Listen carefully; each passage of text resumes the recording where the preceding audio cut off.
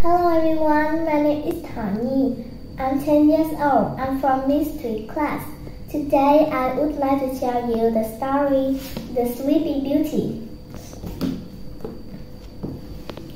Once upon a time, in one kingdom, a baby princess was born after many years of expectations. The king held a ceremonial to christen for the princess.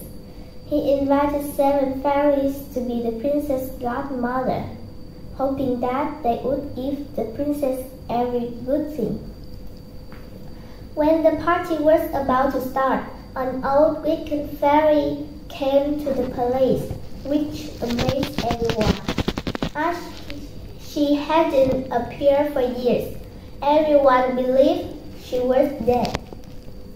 The old fairy thought that the king didn't respect her, so she scolded and muttered something between her teeth. The youngest fairy thought that the old fairy might give the princess an unlucky gift, so she hid herself behind the hangings and meant to give her blessings last. All the fairies began to give their blessings to the princess.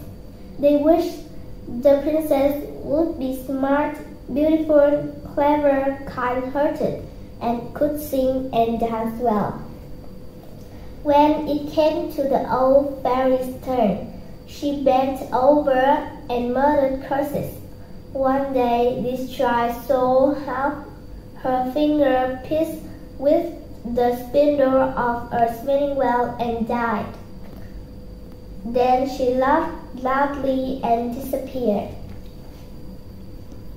The 7th fairy came out from behind the hangings and said, "Be reassured, king and queen.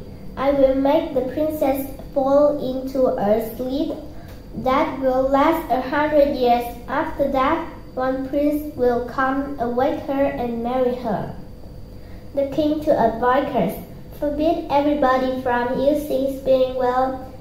As years went by, the princess grew to be a smart and beautiful girl. As godmother fairy's wishes one day, she wandered around an old castle and went up to the top of the castle. There was an old woman spinning her spindle. This woman never heard of the king's command, as she never stepped out of that old castle. Seeing the old woman spin with her spindle, the princess pleaded with the woman to let her try that. But as soon as she took the spindle, the end pierced the princess' finger and made her bleed. She fell on the floor. The king heard that bad news.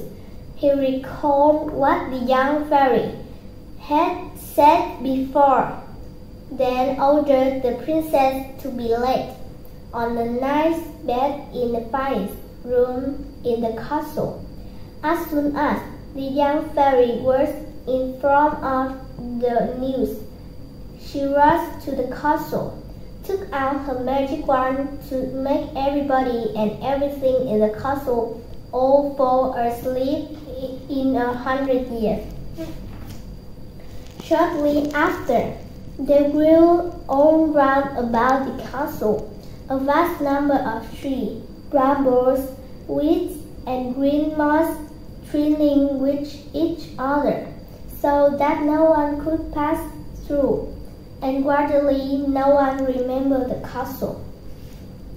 100 years later, while one prince was hunting, he saw the top of a tower in the middle of a very thick wood.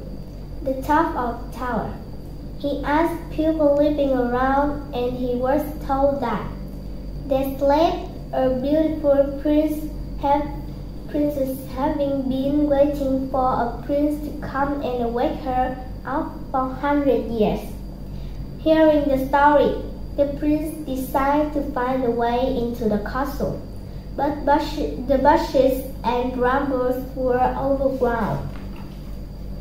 The prince cut off a tree branch, but it immediately grew again. The seventh fairy then gave the prince a mighty sword and a shield. With them, the prince could open the way into the castle easily. The old fairy was so angry that she turned into a dragon and blew fire towards the prince. He used the shield to stop the fire. He tried to avoid it, wait until the dragon became weaker and killed it. The dragon turned into the old wicked fairy.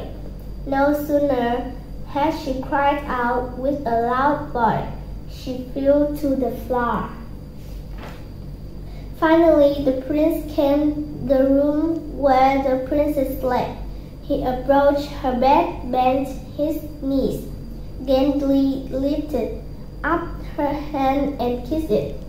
The princess opened her eyes slowly.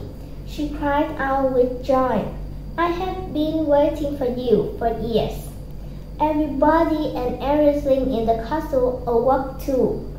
Birds began to sing, flowers began to bloom, everything was lively again. After lunch had already been prepared, a servant came in and invited the prince and the princess to go to the dining hall. The wedding ceremony was organized inside the old castle. Then the prince and the princess lived happily ever after. So that is the end of our story. What do you think about this ending? Is it beautiful? Thanks for listening. Goodbye.